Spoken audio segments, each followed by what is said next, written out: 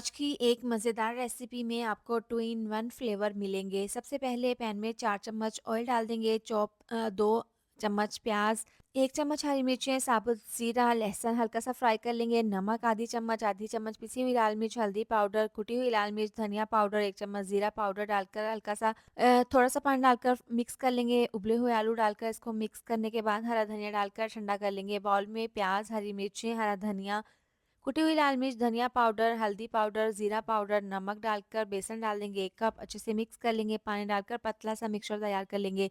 Bread के slice के किनारे इस तरीके से काटकर हरी चटनी, टोमेटो केचप दोनों स्लाइस पर इस तरीके से लगाकर एक स्लाइस पर आलू की स्टफिंग लगाकर दूसरा इसके ऊपर स्लाइस रखकर इसको ट्रायंगल शेप में कट कर लेंगे। ये मिक्सचर अच्छे से इसके ऊपर लगा लेंगे, ऑयल में डालकर फ्राई कर लेंगे। अच्छा गोल्डन कलर आने के बाद दोनों साइड से अच्छे से फ्राई करने के बाद निकालेंगे। मज़ेदार 2 इन 1 स्नैक्स तैयार हैं।